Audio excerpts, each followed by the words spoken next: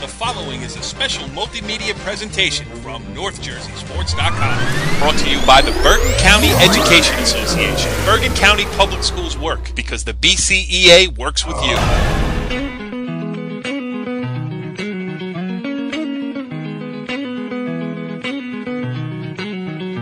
It's hockey night in North Jersey.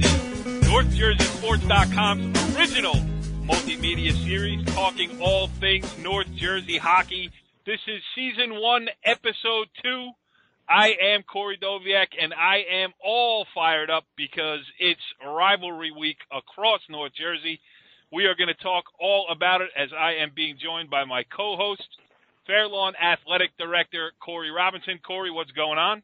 Ready to go this week. Excited after our opening show. I think we got a lot of positive feedback from the hockey community, and looking forward for this night. What about you, Kev? Well, will you please? Wait a minute? Can I get the proper introduction? What about you, hockey maven? That's it. The hockey maven, well, Kevin Spella, Mawa head coach. What's up? Oh, thanks, guys. And again, pleasure to join you. Well, I'm sitting here trying to figure out ways how to beat Ramsey. My list keeps on growing here.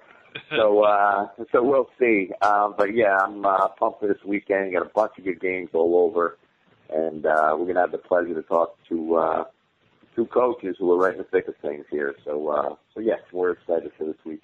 Yeah, it's gonna be great. Let's set up the show here a little bit. As we've mentioned, it is Rivalry Week. We got a big quadruple header at the Ice Vault on Friday night. Ramapo against Indian Hills. Those are sister schools. Wayne Hills and Wayne Valley. Those are two schools in the same town. Mawa and Ramsey share a border. And we got Don Bosco Prep and Bergen Catholic. No more needs to be said about that rivalry, but we will say plenty about it because both head coaches, Bergen Catholic's Brian Monteverde, his first year, which means this is his first shot in the big rivalry game, he will join us, and so will Bosco head coach Greg Toskos. So I am definitely looking forward to talking to those guys. In addition, we will have the unveiling of our very first top 10 list. North Jersey's top 10 teams here will be revealed by our panel of elite hockey sports writers compiled from across North Jersey, and we know there are a million of those guys running around. So we will tabulate the votes. We will release the top 10. I, as the co-host who takes my duties very seriously over here at It's Hockey Night, went out and did an interview on location. I got Northern Valley Old Japan head coach Don Quarles. We will play that interview for you a little bit later on, too. But, Corey, the season has been going on for a couple of weeks now, but it almost feels like it really starts now. It's going to start to heat up a little bit now, and with the upcoming holiday tournaments, which will segue into the Bergen County tournament and the Passaic County tournament, it's going to really start to get interesting now, and it's obviously a war of attrition, and it's a long, it's not a battle, it's a long, long drawn out war, I would say, but I think some of these games this weekend, and I think you forgot to mention, Corey, the Glen Rock Tenafly game on Saturday at the Ice House. That's a rematch of the state semifinal game from 2 years ago. That was a thrilling game, one of the better games I've seen in a long time. It was an overtime game that Tenafly won, so I'm sure that's going to generate a lot of excitement down at the Ice House on Saturday. Yeah, it definitely should be good. And before we get to the other coaches, we have one here on the panel, so we might as well make best work of the Maven. Kev, I mean, listen, you guys we had Bob Toy on the show last week. You were effusive in your praise of his team, and for good reason. I mean, Ramsey has built something really special. You know it intimately because of your proximity to that program, even though you're coaching in Mawa. But for your kids, it's really a shot on Friday night to say, hey, look, this might be the best public school team, certainly in North Jersey, one of the best in New Jersey on that small school level. How what are you talking to your kids about going into Friday night? You got an opportunity. You got nothing to lose. No question. And you're right. Ramsey is one of the best, not only public schools around, I think one of the best schools around, and I think they're going to, prove that come county time and state time. But, in reference to Ramsey, we're just, looking to slow them down, looking to stay competitive, looking to stretch the game out as long as we can versus them. And not many teams have done it. They're giving up 10 or less shots a game. so they're tough to get to. Obviously knocking in a couple goals too on their part. But, for other teams too, and not just, Marlon and Ramsey, this is really what, coaches like to see what their team has. There's going to be a lot of people at the rink. You're playing some different teams. This time of year I'm talking about with the holiday games coming up and then this weekend. So coaches, you get a good gauge on where your team's at, and that's what I'm looking forward to. We got Ramsey Friday, and, you get the holiday games coming up next week. So you really get to see where you are. New Year comes, and then it's, kind of back to the grind again. But you kind of get to see, okay, where are we here? What do we got to work on, and go from there. But this weekend should be real exciting for hockey fans, and getting into the ice vault I know will be an issue. And Corey Robinson mentioned the ice house with Glen Rock, who's kind of flying a little bit under the radar. We'll get back to them in a little bit, but another very, very good public school team. So again, very exciting time here, for hockey. Hey, Kev, listen.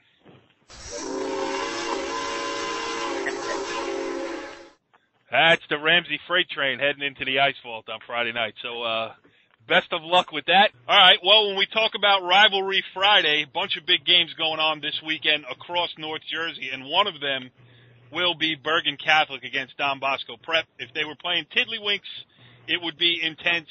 This happens to be a game where one player is allowed to hit another player, so it should be a lot of fun on Friday night at the Ice Vault, and we welcome in Bergen Catholic head coach Brian Monteverde, kind enough to join us here on It's Hockey Night. Coach, thanks for stopping by. Absolutely. I was looking forward to it. Yeah, so, I think a lot of people are looking forward to what's going to happen on Friday night. I mean, it's a big test for both you and Don Bosco Prep. We're going to introduce our first top 10 rankings a little bit later on in the show, but there is no secret that the two teams that will be playing on Friday night will be highly rated in those rankings as well. So, and this is your first year as the Bergen Catholic head coach. How about just going into this Bosco rivalry from your standpoint, first time through? Well, I don't think anybody has to go to either school to realize the magnitude of the event, not just hockey, but like you said, it could be tennis, it could be wrestling. That rivalry dates back a long time, and it's just exciting. I know we got off the ice today after practice, and the kids are really charged up. There's going to be some good support from the student body. There's just some good energy coming into that game. So, it like I said, you really don't have to go to either school to realize how important it is. Go ahead, Corey. Coach, I know a little background about you. I mean, this is your first year as a head coach. You were a successful player back at Seton Hall Prep in the early 80s, and I know you played for a state runner-up team. I believe that was in 83, and I know you played for Coach John Warshall, a guy that I had the opportunity to coach against. And in my experience dealing with Coach Warshall, he's one of the great hockey guys in North Jersey. Can you talk about your experience playing under Coach Warshall when you were at Seton Hall? Sure. Coach Warshall was a great mentor. He related well to the kids. And he always found a way to get the most out of you. I mean, that's for sure. He'd lean on you. If he felt as though he could get more from you, he'd lean on you and make you rise. He turned boys into men, over the couple of years that he had the time to work with you. Is there any things you learned from Coach Warshall that you're 20 years ago or so? Actually, I hate to say it, but maybe 30 years ago. We're getting old, man. Maybe 30 years ago. But is there any things you learned from Coach Warshall as a player that you're using now with some of the guys at Bergen? Absolutely. Look, the game has changed, but I always tell my players, it's basic hockey. It's hockey sense, and no matter how much bigger and stronger the players may be and faster, you got to have those basic components to be successful. And that's stuff that Coach Warshall, taught me, as well as there was another guy that had mentored me, and that was my college coach. Just basic hockey is kind of what gets things done. And then from there, you kind of develop into, if you want to create a complex system, but you got to get those basics done. And Coach Warchel was a big guy for that, in terms of just skating and moving the puck and passing. And so, yeah, there is a lot of stuff that I'm using that I learned from him. And Coach, you said you played your college coach was another mentor for you. Where did you go to college, and who was that coach, and what did he give to your hockey career? I had played at Niagara University, and the coach is Coach Perry Malakoff. He had played at Bowling Green, and then had done some stints in the NHL for a little while. And from there, like I had said, Coach Warchel had turned boys into men, and from there, Coach Malakoff kind of turned men into polished men. You're 18 years old, you're feeling your oats, and there's a subtleness about him, but a sternness to him as well. You knew you had to perform day after day. And he had told me one time too that he goes, the difference between a good coach and a really good coach is the ability of that coach to motivate his players day in, day out. And, in college hockey, it's almost an everyday thing, even out of season. But the ability of that coach to motivate his players to show up and give you 100% day in, day out, practice after practice, game after game. And, I kind of take some of those things that I learned from him, try to motivate my players the same way. And hopefully I'm doing it. I mean, we're finding early success at Bergen. So I'm hoping that, some of those things that I did learn from Coach Mitchell and Coach Wyckoff, I'm instilling into these boys. And, like I said, we are finding some early success. So. You said hopefully you're doing it. I think by the results you've gotten so far, I think you're doing a pretty good job of it. Can you speak of just the early successes? And I know you lost the game to the defending state champions Del Barton 2-1, but let's be honest. If you said you were going to start the season this way about a month ago, I'm sure you would have signed up for it. Absolutely. I kind of like to equate things to our practices. Coaches always try to say, you practice how you play. Well, you know what? I'll be honest with you. I can't ask for much more from my players during practice.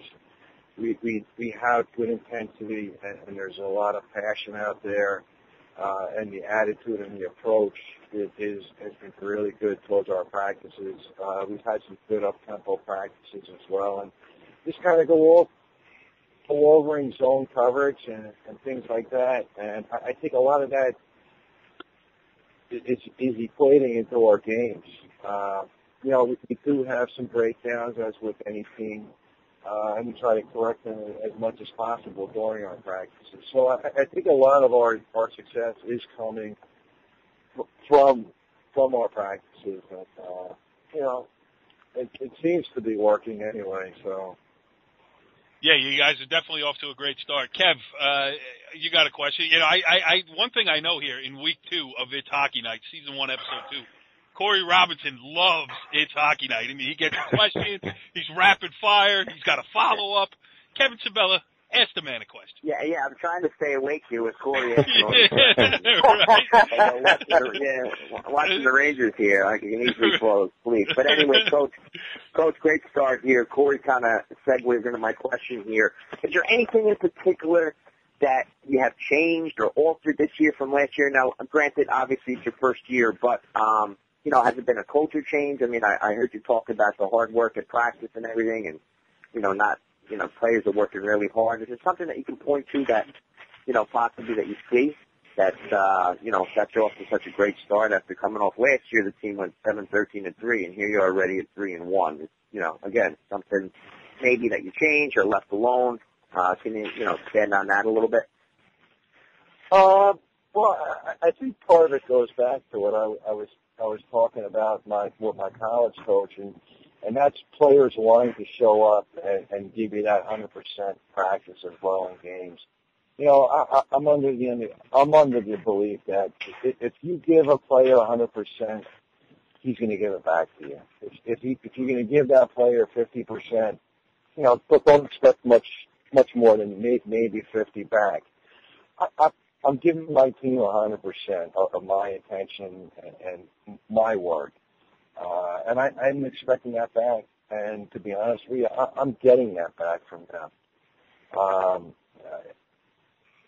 You know, with coaching, you got to care about your players too. You know, I'm a player. I'm the type of coach where, you know, if I see a player off or he's not working as hard, I'll go up and ask him, hey, what's going on with you today? Did you have a bad day at school, or what? You know, how's school going? Things like that.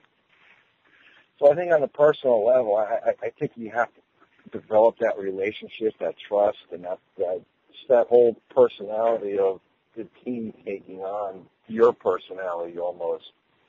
So I just think I think what you give them, they're going to give it back to you. And maybe that was, I mean, I don't know the coach from last year, but I mean, just the successful teams that I've been on, my experiences, that's been the difference is players wanting to show up and play for that coach. Sure. Go ahead, Cork. No, you go ahead. I just wanted to. All right. You know what? I'll follow up here because, you know what? You're going to get a test on Friday night against Don Bosco Prep. Everybody knows that. Everybody's looking forward to that. The schedule maker did not do you any favors because you follow that game up on Saturday at noon against who is it? CBA, another New Jersey, another one of New Jersey's top, not only top teams but top all-time programs. You know, this whatever happens in that 16-hour span, you're going to get a lot of teaching moments out of it. How important is this weekend, win, lose, or draw, either game, to set up what you can take from it, you know, going forward to the rest of the season? Because it's not going to be easy.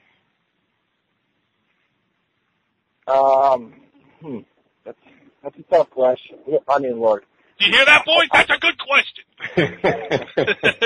You know, I guess it's certainly going to be a test of our intestinal fortitude. You know, for us to go out and play. I mean, that Friday night game is going to be a very high spirit, emotional game for our squad, and then to have the ability to turn around and then do it all over again. Because, I mean, let's face it, we just beat CBA 2-1. Don't think for 1 second Coach Bogan's not going to want to come down and give it to us. Right. So, you know, I think it'll be a true test of character for our squad to see how well we can rebound from a big game like that to turn around and then play another big game the following morning, you know, 12 hours later or whatever it is. It's going to be a big test, and that's one thing we'll definitely learn is you know, how quickly our team will be able to rebound. Yeah, absolutely. Coach, to follow up with something you just said, and what Corey just asked you, you're going to have 2 games in 16, 20 hours, whatever the turnaround is. I've noticed some of the box scores. It seems like you're going with, you got a couple of guys contributing between the nets, between the pipes there. And, can you talk a little bit about your goaltending situation? Tell us who's in goal and how they've been doing for you. Sure. You know, I guess I'm in a situation where a lot of coaches would love to have anyway. I have 2 outstanding goaltenders that have been performing, above and beyond. They both have about a 95% save average going right now. And for me to pick a starter, I don't think it would be fair for me to pick one over another right now, because they're both working hard, and they're both certainly contributing to the team. And honestly, I can't speak more about these 2 boys because they're giving me everything they got. So, you know, I guess like I said, I'm in a fortunate position, but a tough position too. But we have been rotating them. What are their names? My senior goaltender is Gennaro Anzavino, and I have a sophomore goaltender, Pete Negron. Wow. Okay. Kev, that's a pretty impressive thing to have two good ones at the same time, huh? No question about it. No question about it. Nice luxury to have, and I think Coach is right on point. Where I think every coach would love that opportunity to have two good goalies like you. The great thing about it's hockey night is that if we can ask a coach if another coach, it's perfect symmetry. Go ahead, Kev, ask a question. No, just again, back to the schedule. Looking at your holiday tournament, Coach, looks like you got three of the best public schools around. You got Morristown, Chatham, and Summit. Obviously you got the two big games coming up, but you want to touch on the holiday tournament a little bit and what it's going to mean to play three of the top public schools there. Yeah, I think overall our schedule is pretty much a bear. And going into that holiday tournament, I kind of knew I was going to be up against some tough competition as well. Just judging by the teams that were signing up for that tournament. So I'm looking forward to playing those teams. They are tough teams. I think they'll be a very good challenge for our squad. And hopefully we can just continue to play the way we've been playing, and pull out a couple more victories. Gotcha. Yep. Corey, you got another one for us? Yeah, without giving your opponent a scouting report on Friday. Who are some of your, some players you'd like to talk about that have been having some success for you early on in the season? Forwards, defensemen, anybody that you'd like to mention in particular? Look, it's kind of hard to single out one or two guys. Well, how about we ask this, because I know you don't probably want to single out anybody at this point. Who's your captains, assistant captains? Do you have any of them labeled yet, or no?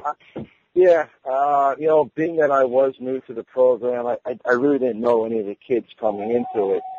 So I put that out to a vote, and unanimously the kids voted for the two captains, who are Kyle Smythe and Joe Brown. They're my two seniors. Kyle plays defense for me, and Joe's a forward, and my assistant is Gennaro Anzavino, the goalie. It's pretty good. You gave everybody a chance to get involved, and that's probably a good way to do it, since you didn't really have that much background on the players going into it.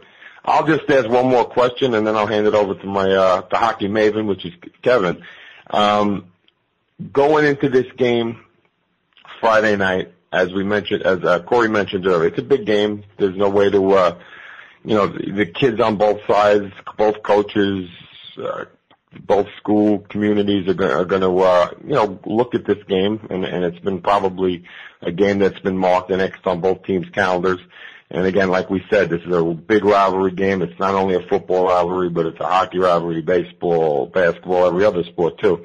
What is the most important thing that you feel you're going to have to do in the first period of that game to establish yourselves? You know what? I usually like to set the tone. Drop of the puck. You want to go out there and kind of dictate the play to them, rather than sitting back and having that done to you. I just think it's important to get out. Not necessarily have to go score 2 goals right away, but you let them know that you're there to play. You play physical, and you can skate hard and battle it up in the corners a little bit, and hopefully win those battles. I just think setting that tone early, can create some good competition in that game. It should be a good one over there on Friday night, to say the least. Yeah, I think it's a lot of early season action. Yeah, the eyes of North Jersey ice hockey will be on Friday night's matchup between Bergen Catholic and rival Don Bosco Prep. Brian Monteverde, the first-year head coach of the Bergen Catholic Crusaders, kind enough to join us here on It's Hockey Night on NorthJerseySports.com. Coach, we really appreciate you taking the time, and we hope we helped you eat up some of those road miles there, getting you from point A to point B. Thanks for joining us, and much appreciated. We're going to watch the results and keep your phone on because we would love to have you on again as the season moves forward and the games get bigger and bigger. Absolutely. Appreciate it, boy. Well, interesting stuff there with Brian Monteverde as he, in his first year as the Bergen Catholic head coach, will now head into his first taste of the bitter rivalry with Don Bosco Prep. But listen, this is an equal opportunity show. We're running this thing like a political campaign. We have to have equal time. So we go from Bergen Catholic right now. We welcome in Don Bosco head coach Greg Toskos, kind enough to join us here on It's Hockey Night. Coach, what's going on? How you doing over there? Well, we're doing pretty good. We're getting all pumped up about rivalry night on Friday. We got games all over the place, and really the marquee battle is Bergen Catholic, Don Bosco Prep, as it always is in every sport. You guys coming off a 3-3 tie against CBA, a good result for you. How do you feel, a couple days out here going into the big rivalry match? Yeah, rivalry night is awesome. It's not just about Bosco Bergen. The other schools are up there. The atmosphere in the rink is incredible. The last few years, the crowds combined has been over a couple of thousand people. So we're happy to be a part of it. We're happy that we have this rivalry with Bergen Catholic. And as you mentioned before, being every single sport and academics as well, it just adds the fuel to the fire, so to speak. But we're excited about it. We clearly look forward to this game every year as hopefully springboarding us into a good season. Yeah, and they're off to a great start. They're obviously feeling pretty good about themselves as well. They should be.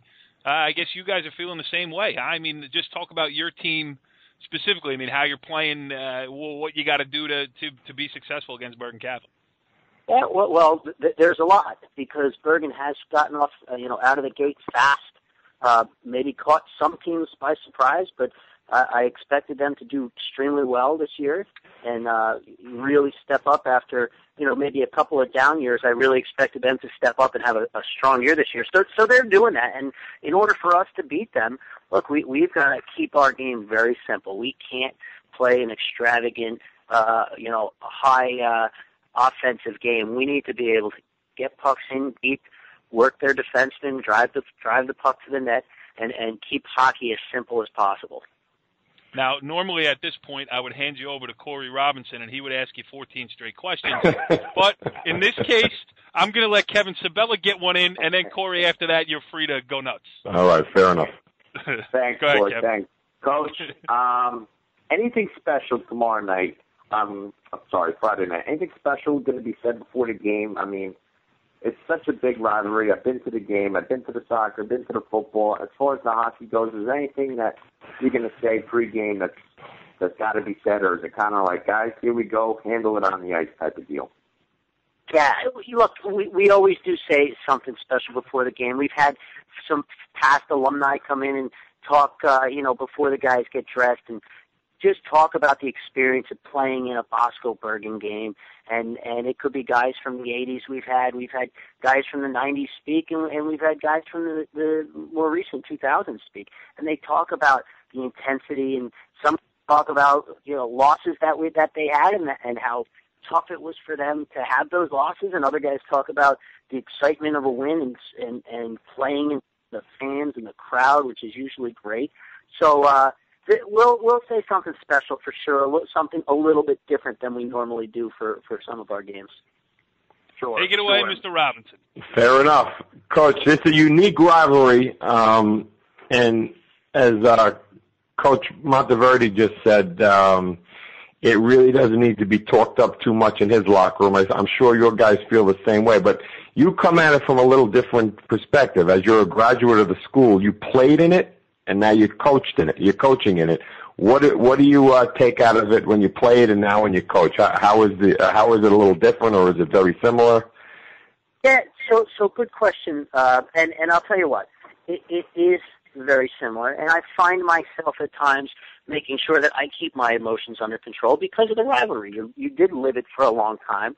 I think as the years have gone on, and I've been at it on the coaching side more and more, I think it has become a lot more about just game preparation, kind of keeping an even keel, doing the same thing. I think really in the early years when I just started coaching, you still feel like you're playing a little bit at times, and you get really into the rivalry. So there is something to it for sure, but in the end, it's not just another game and that's just not another game. But we just try to maintain an even keel the whole time. Corey Doviak, I'm only going to ask one question. I'm going to give everybody equal opportunity. It's your turn. It's wrong. I just wanted to set you up to do it, the way you want to do it, which is great. But Coach, maybe just talk about some of the guys here, and you don't have to. We understand that you can mention as many as you want, but just some of the guys who have played well for you early. Some guys that you're counting on to, get by Bergen, give Bergen a battle, however it turns out or whatever. But, maybe just highlight some of the kids on this year's Don Bosco prep team that people should be talking about. Yeah, sure. So I'm a big believer of defense wins championships. You watch the teams like the Devils and how they were built over the years, and the Stanley Cups. It's been consistency in goal.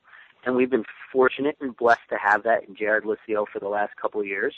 And Jared this year again, and we have some newcomers on the scene as well that have played in some games already this year. Alexei Masenko has gotten time and started 2 games already as a freshman and has been fantastic. And Jared's the rock back there. Jared's been in this Bosco-Bergen rivalry now. He's played 7 or 8 games in his career. So it starts in the nets for us always. Our senior leaders. You can't teach I was just going to say you can't teach that kind of experience. You can only get that by playing it. Yeah, you can't teach that kind of experience. You're used to what they throw at you. You're used to the intensity in the crowd, which is always big in games like this, for sure. Absolutely. So go ahead. I'm sorry. I didn't mean to break your train of thought. So our captains are all 4-year. Well, 2 of them are 4-year varsity players, and the third is a 3-year because he transferred in his sophomore year. But on the blue line, you've got Cody Calcano, who's a rock back there, can play all 45 minutes if you ask him to. Complete player, meaning he can shut down the other team's top lines and then provide offense from the blue line as well. He's already got a couple goals already this year. Johnny Stamola, another 4-year varsity player, happens to be this president of the senior class. He was the president of the junior class, so a guy that fully understands the Bosco-Bergen rivalry from all aspects of the school. But again, on the ice, a leader on the ice. He's so vocal out there. He makes no mistakes out there. Consistency off the ice, same thing. He works his tail off getting himself ready. And then you look at Dylan Healy, who's our third senior captain, and Dylan is has experienced this rivalry not just in hockey but also lacrosse. And Dylan's a heck of a player. He's a bigger body for us, and we need some of the bigger bodies, but he's got a lot of offensive skill for us, and has also started off well. I think you'll see a lot out of a junior Hunter Garlasco, who has been involved in this rivalry for a long time because of his older brothers playing at Don Bosco as well. Hunter's a junior. He's leads us in goals and assists, so he leads us in points this year. Hunter's a Division I talent. I mean, there's no way around it. We're fortunate enough that we have him, and he's got the skill and the hockey IQ and the personality to be extremely successful, not only this year but going forward. But he's a guy that you expect in a rivalry like this to really stand out. Other folks, you talk about guys that are pure effort and energy and again, live in the rivalry. Greg Jandoli, Chris Morea, Griffin Welsh. These are all forwards that you expect to be out there pounding away day after day at the other team. Coach, just listening to you talk, I think I have an idea of what your answer to this question is going to be. But from a journalistic standpoint, it's the easy storyline. The rivalry, Bosco-Bergen, blah, blah, blah. Go cover it. The first line of your story is the crowd was going crazy as Bergen and Bosco took the ice, blah, blah, blah. Do we make too much of it? Is it, do your kids see it as a different game, or is it like, we got to get this one before we can get on to the next one? I mean, is it as big a deal as it looks like from the outside? Yeah. It's as big a deal. I've been in the working world now for almost 17 years or 16 years now outside of coaching hockey. And I will tell you, there is more side bets placed on Bosco Bergen football games from adults that work together or work with each other or ride the train into the city with each other than you could possibly imagine. So when you're talking about this rivalry and the kids, the alumni talk about it when they're 20 years old, 30 years old, when they're 40 years old, and so on and so forth, all the way up. So you can never talk enough about how big this rivalry is. Yeah, and it doesn't matter the sport again.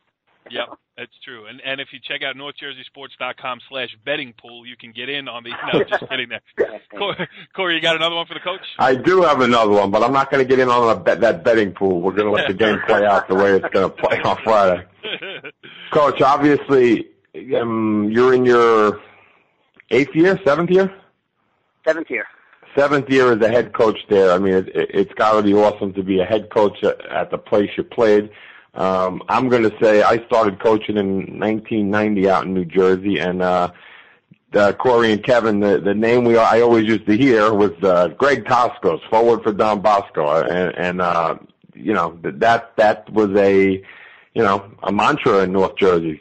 Greg was probably the best player in North Jersey, and do your players know what kind of impact you had playing? I don't want you to be modest on it because you were one of the top players in North Jersey, probably one of the top forwards, to play in the state in hockey history from my perspective in my 30 years out here.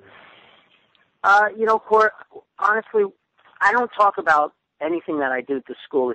If they do know about it, it's probably coming from somewhere else. I consider myself really lucky for the hockey career that I had, and that's just the truth. I was at the right school at the right time with the right kids around me for sure that I'm to this day friends with, and that'll be my friends for life. And it was that cast that helped us. Look, we were the first Bosco team ever to make it to the state finals, and even though we didn't win, it was quite an accomplishment. And we didn't get back there until last year, and last year was kind of the first time that I talked a little bit about our experiences, and it was only because we were going to the finals and we were making a run down there, and I had some experience in doing that. But I bet you if you ask the kids, I bet you most of them wouldn't know the All-State or the Player of the Year or any of that stuff, because we don't talk about it. It's about them, and it's about the Bosco brotherhood and being an alumni and coming back and supporting your guys in any way, shape, or form. We're fired up with the amount of alum that attend these games, especially the Bosco Bergen game. It's great. And we let them come up and they're back around and they feel like they were when they were playing. So to answer your question, I don't think so.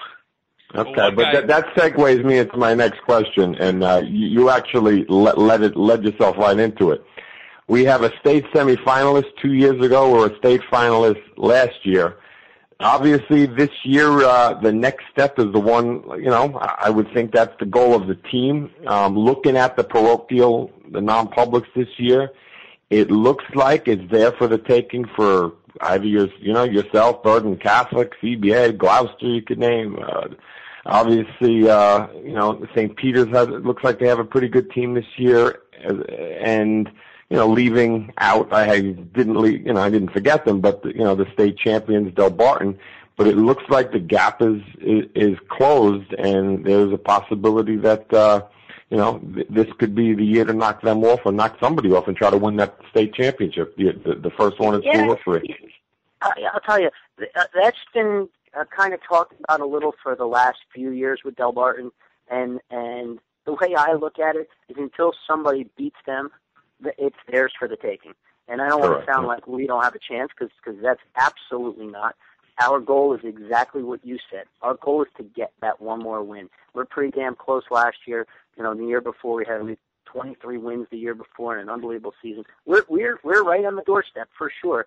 And it can be anybody's game, but really, until somebody takes down the champs, and Del Barton, deservedly so, has been the best team in this state for 6 years now, it's really theirs for the taking. and somebody's got to take it away from them. Yeah, well, what I was going to say before that was one guy who knows how good of a player you were in high school is our very own Maven, Kevin Sabella. Kev, I mean, you know, he had to go nuts. He took away all your glory over there at Riverdale. Hey, listen, before you hit it right on the head, I remember, watching Greg, and I think, Greg, if I'm not mistaken, we had our senior all-star game down in Menon Arena. Am I correct there? I think it was in Bridgewater. Was it in Bridgewater? I can't remember exactly where it was. Look at that. My memory's already shot.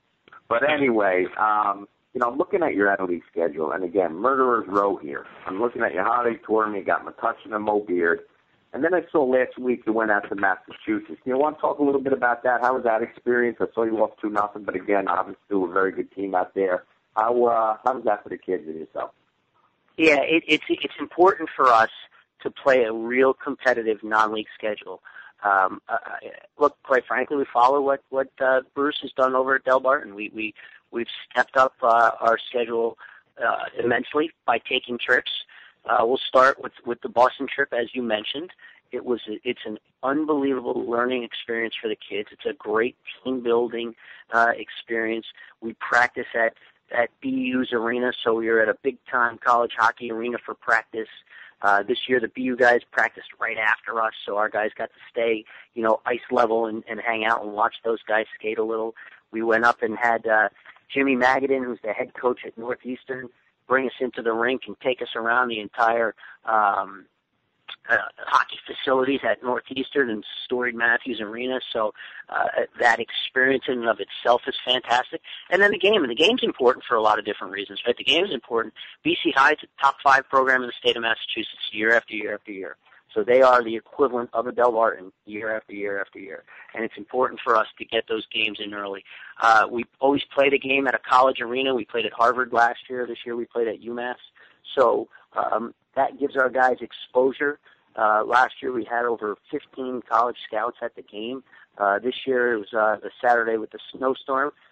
So we were fortunate enough that 5 made it over. I know we were hoping for a couple more, but it was a snowstorm. But either way, it's exposure for our kids, and look, it's not just the D1 guys; it's the D3 guys, the club guys. We get everybody there because we've got guys that can play at all levels in college hockey. Fairfield Prep, big game for us. Last year, again, we were on the losing side of that game in a real close 4-2 game. It was a 3-2 game real late. And they were state champs up in Connecticut last year. We'll be doing the same thing, and that's another place where we get a lot of the Connecticut colleges, both D1s and D3s, to come watch us play there. The Suffern rivalry has been a long-standing rivalry with Don Bosco, and that goes back, I remember those were some of the toughest games that I played in high school, and we were finally able to get them back on the schedule about 4 years ago, and seeing Sportorama turning people away for the game 2 years ago was pretty impressive. Yeah. We've kind of turned that into a little an honor game in honor of Tommy Kennedy, a teammate of mine who passed away in the line of duty last year, so we call it the TK Cup.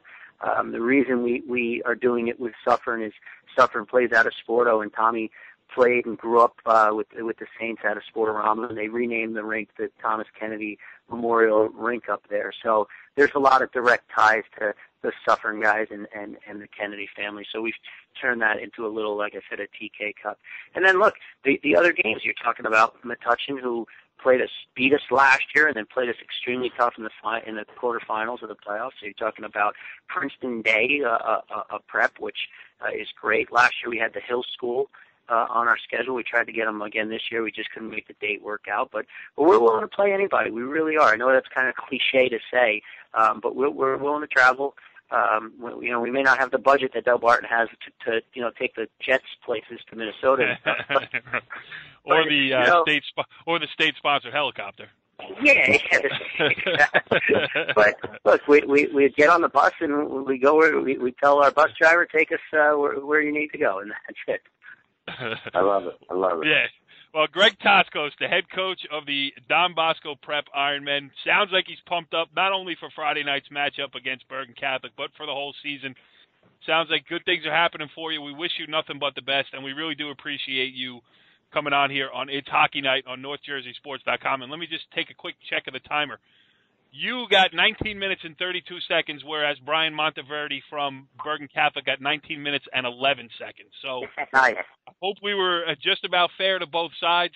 We obviously had a lot of fun talking about it. We'll definitely wrap it up next week if we can't get out to the rink on Friday night, which I'm definitely going to effort to do anyway. But regardless, best of luck. Thanks for coming on, and this was fun. Thanks, Corey. Thanks, Kevin. Thanks, Corey. Really appreciate it. You got it, Coach. Good luck, Coach. Well, you talk about breaking things down as far as the rivalry games go. I don't know how much you can better you can do it than what just happened here on It's Hockey Night. Season 1, Episode 2, and already we're in the thick of things. We had Brian Monteverde on. Obviously, Greg Toskos just joined us, and you could tell by talking to both of those guys, Corey, they're pumped up. Well, it's going to be a big test for for Bergen Catholic to see. They've played well. They've played the defending state champions to a 1-goal game, and they've beaten CBA, who just tied Bosco today. So they have had a lot of success. Brian's doing a great job over there out of the gates, and no matter how much success they're having, they're going to be judged in this game, as will Don Bosco will be judged against Bergen Catholic. So it's Bergen could beat CBA and Gloucester, and Bosco could do the same, but with all the alumni watching, they're all going to look at this game, and it's a big game for a lot of different reasons. Yeah, and from listening to Greg Toskos there, it sounds like bragging rights on the commute into Manhattan on Monday morning are certainly on the line just as much as the winner in the game. So, no question. Yeah, all right. Oh, I think that's the breaking news sounder here on It's Hockey Night on NorthJerseySports.com, and that can only mean one thing. We're about to break out a new feature here on the show, and that is our first ever top 10 list. Now, as I said at the opening, this list has been painstakingly compiled. We posed the question to, I don't even know how many North Jersey hockey writers around the area. We had them all get back to us and give it, and now we painstakingly went over it.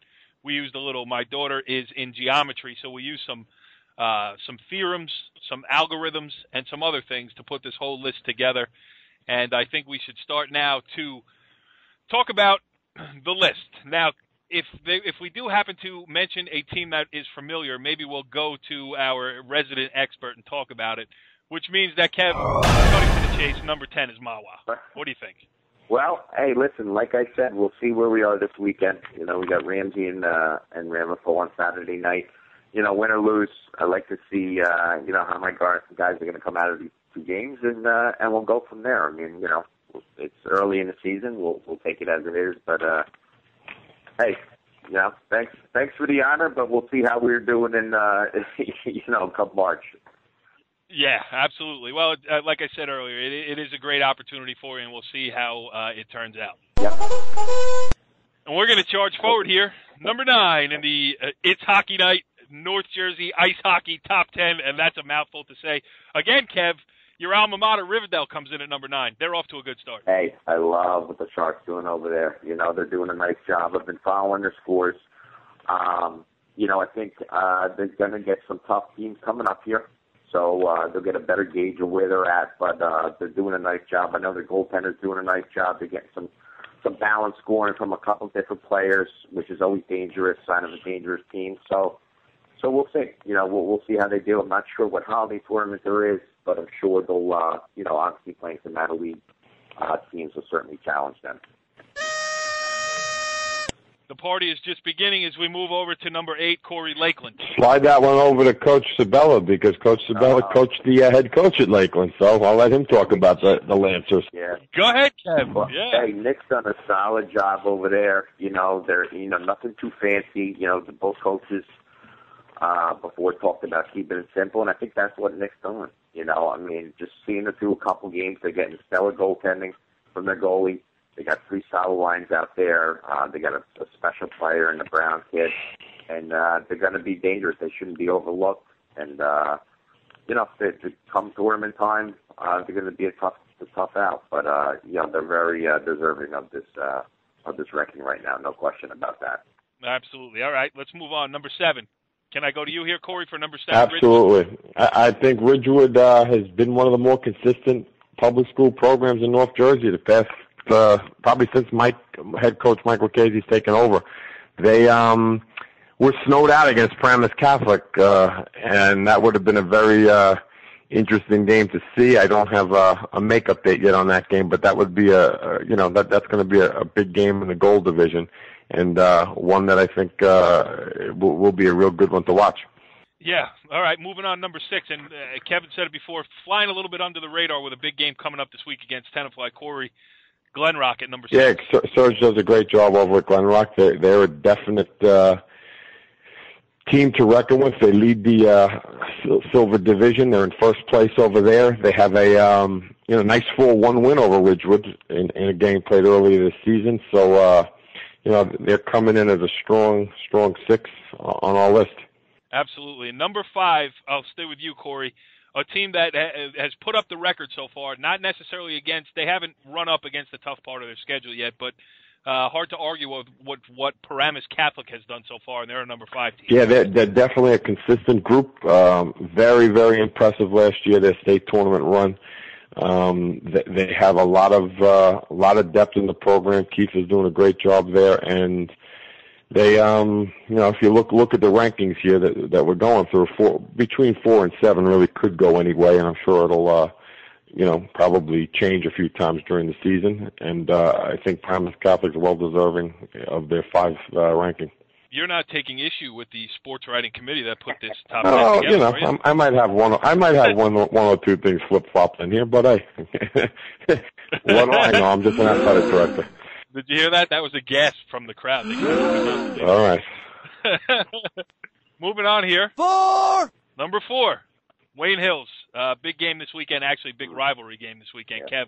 Kev, they play Wayne Valley. The obvious favorite, Wayne Hills, but when Wayne versus Wayne, anything can happen. Oh yeah. That's a big game, and Wayne Valley, obviously struggling a little bit. The rink will be packed for that game. I can guarantee you that. But in reference to what Wayne Hills is doing, they just came off a tough loss to Morris Knowles. They were actually beating them, and sometimes some of these games that you lose early on, you can build on it. And I saw Ange say at the ranking, that's exactly kind of what he noted on. They're a very tough team, and they're going to be a tough out, all throughout the year, especially in the States. And, 3 solid lines, a good goalie, and 2 kids who could really do some damage in the game in Rydell and Beckersall. So, very good team. You heard the bell, Kev. It's the fight you got Friday night. Number 3 on our list is Ramsey. You've talked all about him. We had Bob Toy on last week. Just give us a rankings word. Well, you know what? Until someone beats them, public-wise, I mean, they're going to be the team to beat. Again, they got us Friday, and they got Lakeland also coming up this weekend, and then they got 3 of the men teams coming up in the holiday tournament. So, again, like I said before, they'll get a gauge of where they're at. But, until someone can really challenge them, they haven't really been challenged yet. Besides the Indian Hills game where, they won 2-0. But until someone challenges them, they are what they are, and, at number 3. All right, that leaves 2 left. Let's get ready to rumble!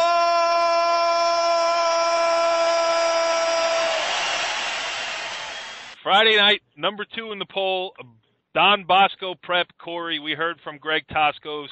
Obviously, you were talking about other spots that could flip-flop in our first rankings here. Bosco is number 2. A win on Friday night would obviously move them up a spot. Well, I think you got a 1 and a 1A ranking, maybe not a 1 and a 2 ranking. I think as you just said, the numbers will, somebody will be number 1 after Friday night. And as Greg said in the interview, I think the key to Greg's team is defense and goaltending. He's solid in both spots and deep in both spots, and it's going to make his team a definite contender later on in the state and in the county tournament and the state tournament. Absolutely, it's the holy war. And number 1 on the list, obviously, is Bergen Catholic. And I enjoyed the conversation with Brian Monteverde because, he's a guy about to go through this for the first time with Don Bosco Prep. And I asked Greg Toskos point blank, hey, is this rivalry all it's cracked up to be? And his answer was an absolute and definite yes. So Brian Monteverde is going to get his first taste of that. We'll see if BC holds on to the number 1 ranking this week. Obviously, it's early in the season. One game for either team is not going to make or break the season. But as it stands right now, that is the It's Hockey Night Top 10 list, Season 1, Episode 2. Okay, moving on with the show now.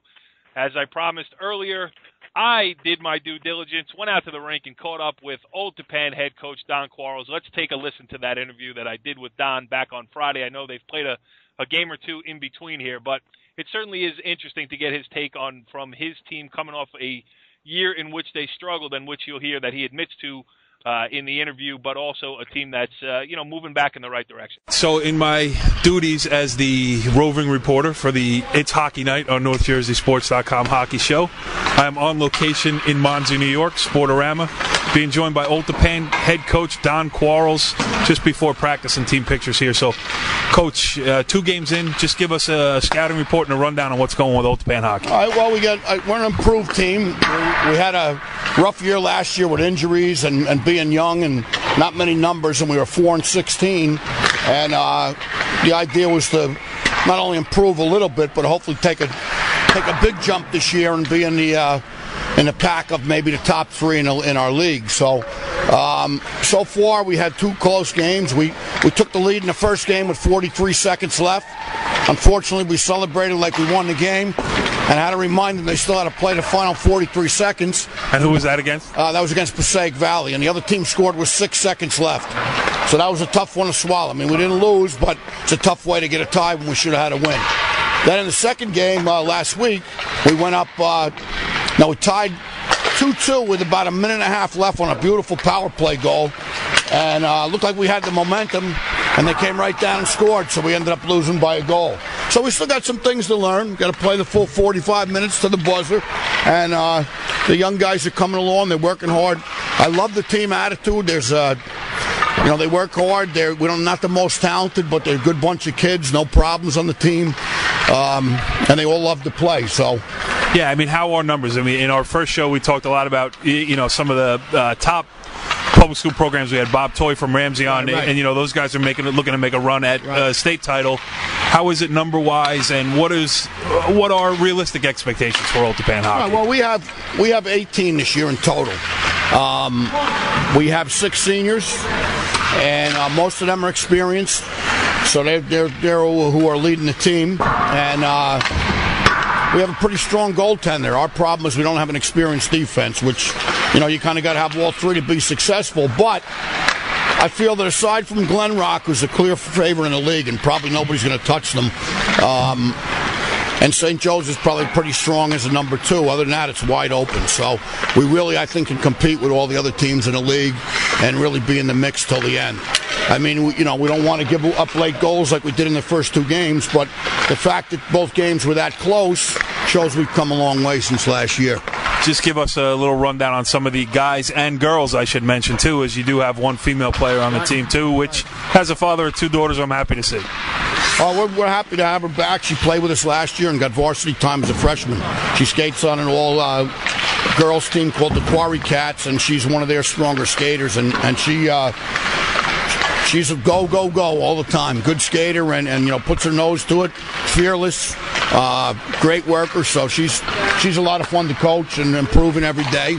She plays a regular shift on defense. Her name is Sarah Ryan. We have a top junior player who's the top scorer for the Ramapo Junior Saints, Griffin Privatera, and he's our leading scorer, returning from last year. Also a leading scorer for the Ramapo Junior Saints. He's one of our captains, and we have 2 other senior captains, Doug Ewan, who was our second leading scorer last year, and Scott Oberhelman. So we got a couple strong forwards. Then we got 3 assistant captains, Sam Rosenblum, Harry Muscarello, and Dylan Fulner. Fulner has 4 goals in the first 2 games. So he's been leading us in scoring so far. And our senior goalkeeper, Anthony Derricole, strong, good work ethic, good team guy, and probably one of the better goalies in the league. Then we go to our defense, Stephen Cook, Harry Muscarello, Sarah Ryan, who I mentioned before, and Andrew Lentini, who's a senior. And Sam Rosenblum Jr., just coming off a broken leg, hasn't played yet, but he should be one of our better players, too. So it sounds, all things considered, you're optimistic about this season. Oh, definitely. The kids are optimistic. I'm optimistic. You know, they're having fun. They're working hard. They get along well. So, I mean, as a coach, there's really not too much more I could ask. We don't have the most talent in the league, but we don't have the least either. So I think, you know, if things break right and we stay injury-free, we should have a pretty decent season. Coach, thanks for joining me. And are you also looking forward to this photo shoot coming up shortly? Absolutely. Well, interesting stuff there with Don Quarles, and I feel like I contributed tonight. I mean, my co-host and the Maven were responsible for getting the guests for tonight. And I should mention at this point, because I always forget to do it, catch us on Twitter. It's NJScom is our handle. Comments and questions on the show. I meant to do that about 45 minutes ago at the start of the show. Next week, I will make a note to myself to say it earlier, but I did the same thing this week, and I still forgot. So that's that piece of business. And our last piece of business for the show this week is, you know what, this is a high school hockey show. We know that. We are committed to keeping it in the high school realm. But when you get two hockey-mad wackos on the line, like we do here with the co-host and the Maven, we got to go a little pro hockey. We're going to take it out of the realm. We're going to move up the ranks a couple of rungs, and we'll go with the grade 8s. Who's going first here? Who volunteers? I think the coach is going first. I'm looking at my list that I got to put together here. All right, Maven, give us your grade 8 NHL hockey rankings, and don't give me the Saskatchewan, whatevers. No. Keep it to the NHL. No. Well, to the fans listening, I'll tell you this. After just watching a little of the Ranger game, they are not in the grade 8 standings here that I have in front of me. But anyway, if I had a scheme, fellas, it would be West is the best as I'm looking at my grade 8 here. And start from the bottom, although they're not in the West here. I like the Canadians at number 8. All right. I like the Capitals with the big guy, Alex, up there at number 7. I love what the St. Louis Blues are doing. I like that. They're my sleeper there. I like the Sharks at number 5. Okay. Corey will appreciate me taking the Bruins at number 4. I'm not appreciating being number 4. What are you talking about? 4? Well, hey, the 3 teams in front of them, man. The Kings at 3. I like them. I like the Ducks. And until someone tells me different, I love the Hawks at 1. Chicago Blackhawks. Tell you what, that's a pretty interesting grade 8 there. We got some differences though, but I'll take it from the bottom down. I'm going to go at 8. I'm going to go with the Anaheim Ducks, North Jersey's Kyle Palmieri, member of that hockey team. There we go. Going to get Torts involved in the Vancouver Canucks at 7. The St. Louis Blues at 6. Kenny Hitchcock, great team. Chance to win the cup and make a run later on.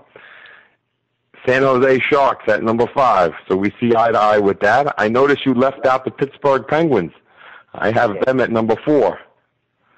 And I have the last 3 Stanley Cup winners in order. And the next 3, I got the Bruins at 3, Kings at 2, and the Chicago Blackhawks at number 1.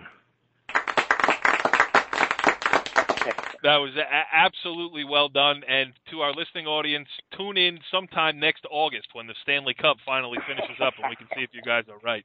Yeah. But the grade 8s is an interesting, certainly for a guy like me, I'm always interested to hear what hockey guys have to talk about when they talk hockey. So that's a cool feature. This was a cool show.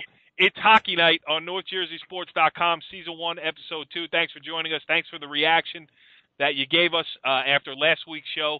We'll keep it going. You keep it going. Catch us on Twitter, NJScom, and we'll see you next week. Follow the leader.